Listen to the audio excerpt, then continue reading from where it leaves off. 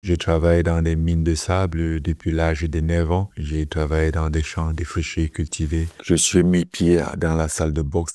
Ma toute première fois, j'avais 22 ans. Les gens pensaient que j'étais vieux, que c'était impossible, je ne pouvais plus. En réalité, je pense qu'on ne devient pas combattant. On est combattant. Ça faisait 3 ans qu'on t'avait pas vu dans la cage. Comment tu t'es senti avant ce combat, avant ce retour, physiquement et mentalement? Physiquement, j'étais plutôt bien.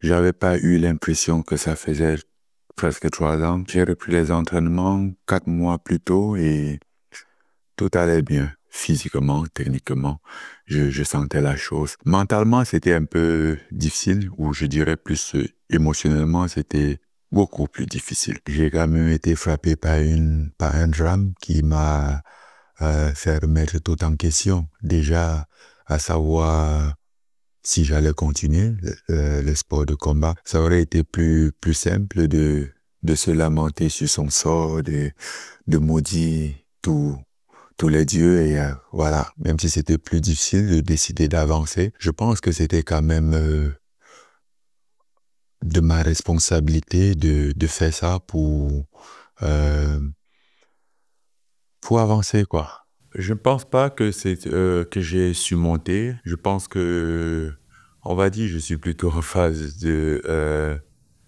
rééducation pour vivre avec, parce que c'est un nouveau mode de vie, c'est un truc où tu vas apprendre à vivre avec.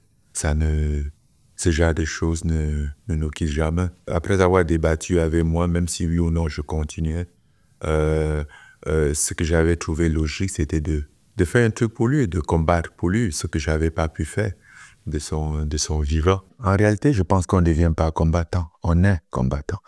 Tu vois, après, les choses parfois peuvent se passer autrement, mais le combat, c'est plus l'instinct. Dès que ça sonne, tu vas être prêt à partir. C'est là où tu découvres si tu es combattant, si tu es vraiment un combattant ou pas. Depuis aussi longtemps que je me souviens, c'est ce qui m'a toujours passionné, c'est ce qui m'a toujours animé, cette adrénaline, cette sensation que tu as quand tu arrives à ce moment-là, tu vois, tu es prêt à partir. La PFL, c'est ton premier combat contre Ferreira.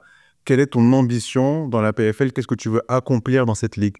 Bien que ce soit très, une très belle relation avec la PFL, mais on n'a pas, c'est pas comme si j'avais toute ma carrière devant moi.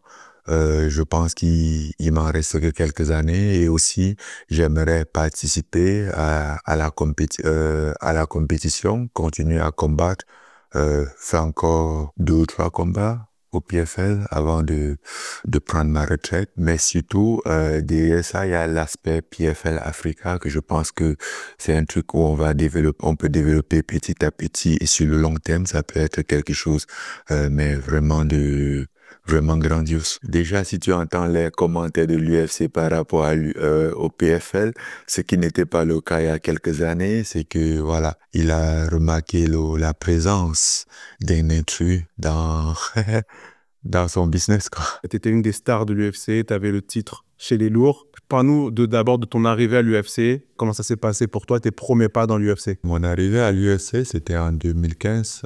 J'ai fait mon premier combat en décembre 2015 à Orlando.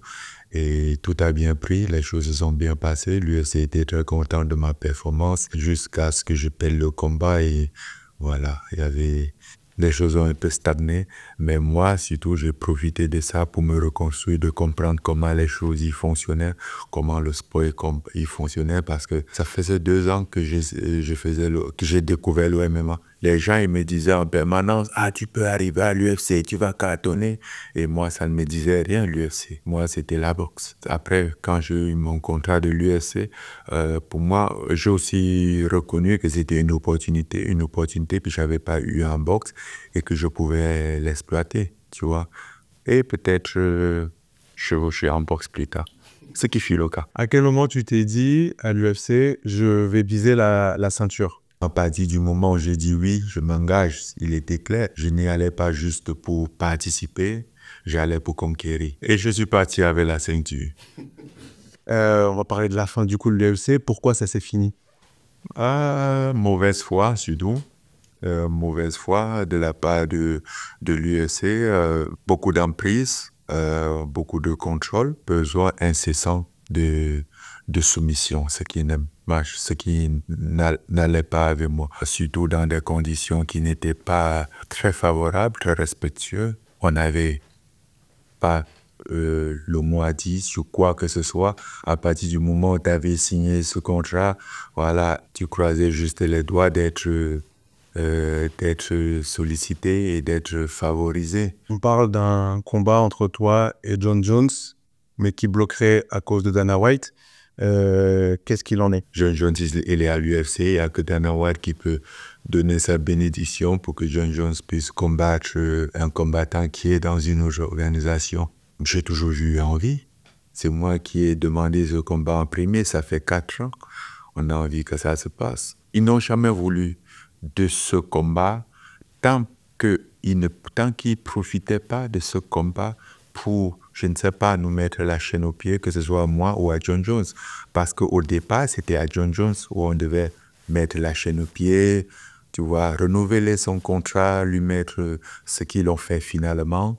Ils l'ont revissé dans un contrat de 8 combats. Dans mon cas, je n'avais pas signé le contrat. Au fait, je ne sais même pas s'ils avaient vraiment la volonté de faire ce combat ou si c'était juste un appât pour qu'on re-signe le contrat. On va parler d'une de tes célèbres phrases. Je tape les gens pour vivre. Qu'aurais-tu fait comme métier si tu ne tapais pas les gens pour vivre? J'ai toujours eu pour passion le combat. Tout petit, j'ai voulu être comptable ou architecte, mais je n'ai pas eu ce privilège d'étudier, donc j'étais un peu à court d'options. Heureusement que ce qui fut ma seule passion, fut ma seule option, donc du coup, j'étais déterminé à ce que ça marche. Quel métier as-tu fait avant de devenir combattant professionnel? J'ai travaillé dans des mines de sable depuis l'âge de 9 ans. J'ai fait du transport en moto au Cameroun, le Benskit, comme on l'appelle. J'ai travaillé dans des champs de fruitiers cultivés. J'ai déchargé des conteneurs, des camions. On a chargé des camions, porté des ballots de marchandises. J'ai fait pas mal de sous-métiers, tout ce qui pouvait me permettre de survivre. J'ai jamais perdu mon rêve de vue. Mon premier combat professionnel, c'était un combat de MMA, c'était ici en France. J'avais pas été payé. Ah non. Si j'ai eu 2 tickets, 2 tickets d'entrée, ça coûtait 10 balles chaque ticket. Pour moi, c'était un essai. C'était juste du plaisir, faire le MMA, parce que le MMA, c'était une expérience. Donc, il fallait accomplir l'expérience. Moi, je n'avais aucune volonté, aucune envie de faire le MMA professionnellement. Voilà. Donc, pour moi, c'était juste m'amuser. Tu l'as dit, ta grande passion, c'est la boxe. D'où te vient cette passion pour la boxe? Comment t'es rentré dedans? Aussi longtemps que je m'en souviens, j'ai toujours aimé ce qui était combat. Les films, tout ce qui avait l'action, c'était mon truc. C'est depuis l'âge de 13 ans que je me suis vraiment focalisé sur la boxe parce que pour moi, c'était la discipline de sport de combat qui pouvait faire de ma passion, ma profession. On va parler de tes 2 combats en boxe anglaise contre Tyson Fury et Anthony Joshua. Tu as affronté des références de la boxe. Est-ce que tu te dis que tu aurais peut-être dû commencer par des gens un peu moins bien classés pour monter en puissance? Non. Et arriver contre eux vraiment... Non. Je pense que dans la vie, on fait avec ce qu'on a. Tu vois, moi, j'ai pas grandi dans un système où je pouvais me permettre d'aller à la salle dans une salle de boxe quand je voulais, quand j'ai découvert que c'était ma passion. Encore à 13 ans, j'étais encore dans mon village et j'ai mis 9 ans pour voir une salle de boxe pour la première fois. Je suis mis pied dans la salle de boxe ma toute première fois, j'avais 22 ans. Les gens pensaient que j'étais vieux, que c'était impossible, je ne pouvais plus rien faire, j'étais déjà assez rouillé et que je ne pouvais plus. Qu'à cela ne tienne, je me suis lancé et j'ai commencé le MMA encore plus tard, à l'âge de 27 ans, mais ça n'a pas empêché que je devienne champion du monde. Donc, moi, j'ai appris à faire avec ce que j'avais et à prendre les opportunités qui étaient sur mon passage. À 37 ans, je ne m'attends pas d'aller construire une carrière en boxe, commencer amateur, prendre des adversaires et monter pendant des années ou une décennie, peut-être aller aux Jeux Olympiques pour finir à combattre. D'ici là, j'aurai des cheveux blancs et peut-être une canne. Qu'est-ce que tu retiens de ces 2 combats? Qu'est-ce qui t'ont apporté pour la suite de ta carrière? C'était une bonne expérience. J'ai quand même réalisé ce qui était mon rêve. J'ai un peu appris du milieu de la boxe. C'est ce que pour certains, on apprend en amateur, mais j'ai pas eu ce luxe. Je vais te donner une liste de noms et tu me dis si tu les bats ou pas. Ah ben, ça vaut pas la peine parce que qui que ce soit, je te dirais oui. John Jones, Je le bats parce que je suis moi. Je suis maire, Tony Yoka, je le bats. Jean-Claude Van Damme, Jean-Claude Van Damme? Non, je ne le combattrai pas. Je pense qu'il n'a pas l'âge. Jackie Chan, Non, je ne le combattrai pas. Après, reste à savoir si le Jackie Chan dont on parle, c'est vraiment ce qu'on voit à la télé, c'est l'acteur ou fils. Parce que c'est souvent 2 choses très différentes. je crois que c'est lui qui fait ses propres cascades et les chorégraphies, je crois que c'est lui. Hein. Ouais, la chorégraphie, pas le combat. Nous, on ne fait pas de chorégraphie chez nous. Dwayne Johnson, The Rock. Il est balèze, mais c'est pas un combattant. En plus, on n'est pas dans la même tranche d'âge. Donc, par respect, il y a des gens que je ne veux pas combattre. T'as dit que t'aimais beaucoup, beaucoup les films d'action quand t'étais plus jeune. J'aimerais que tu nous cites des films comme ça qui te viennent en tête, qui t'ont marqué, des films d'action, de combat. L'un des meilleurs films, pour moi, c'est Les 300. Spartiate! Quel est votre métier? Je l'ai vu, j'étais au Maroc, j'étais dans une situation où on était un peu désespéré et on pouvait associer notre situation à la situation de ce film. Tu vois, c'était quand même quelque chose d'assez impressionnant, une armée de 300 personnes qui allaient à la quête d'un empire de plus des milliers de soldats et qui ont failli gagner. Donc, du coup, derrière ça, la foi et l'espoir qu'ils avaient. En fait, ce film est fait d'un esprit très guerrier. Et après, quand tu connais le réalisateur de ce film et ses films, tu comprends très vite. Parce que c'était Zack Snyder qui était le réalisateur des 300 et qui est très doué dans ce type de film. Tu verrais quel acteur pour jouer ton rôle au cinéma? Je me suis toujours dit Idriss Elba parce que je pense que c'est en termes de profil, il est africain, il comprend un peu mieux, il va mieux comprendre mes accents et mes blagues contrairement aux autres. Donc du coup, il peut m'intégrer. Mais il faut qu'il prenne du gabarit un peu. Ben, au moins, il a déjà la base, il a la taille. Est-ce que toi, tu as envie de faire des films plus tard? Je pense que je dois finir avec ce que j'ai à faire, ma carrière sportive, et par la suite, on verra. J'ai déjà essayé quelques scènes. General!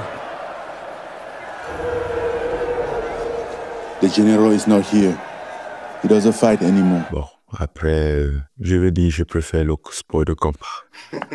Qu'as-tu envie d'accomplir pour le Cameroun avec ta fondation? J'aimerais influencer la mentalité, l'état d'esprit, que chacun puisse croire, voilà, et aussi qu'on intègre, qu'on n'est pas pauvre, qu'on est un pays plein d'opportunités, plein de richesses et encore un pays en voie de développement où tout est à refaire, ce qui donne un champ d'opportunités illimité. On dit beaucoup des Camerounais qui sont très sûrs d'eux. Comment t'expliques que les Camerounais, ils ont ce truc de confiance en eux? C'est ça qu'on appelle le Cameroun, le Hemley.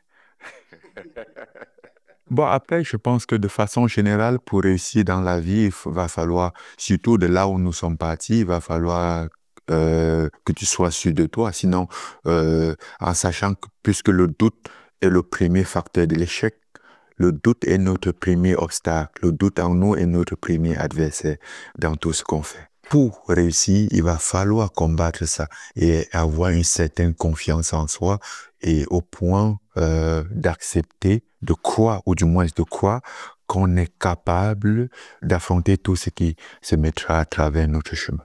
Tu en as parlé en début d'interview, tu as parlé de retraite, c'est pas maintenant, je sais bien.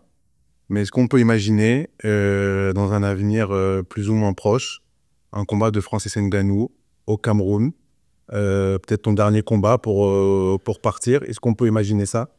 Ça serait un souhait, mais honnêtement, c'est un peu compliqué. parce que ça fait des années où j'ai voulu combattre au Cameroun et voilà, je me suis rendu compte que c'était beaucoup plus compliqué que je n'imaginais. Déjà, combattre même en Afrique, cette possibilité, elle est lointaine parce qu'en Afrique, c'est encore en phase de développement et là, nous, on est, on va dire, à la porte de la sortie.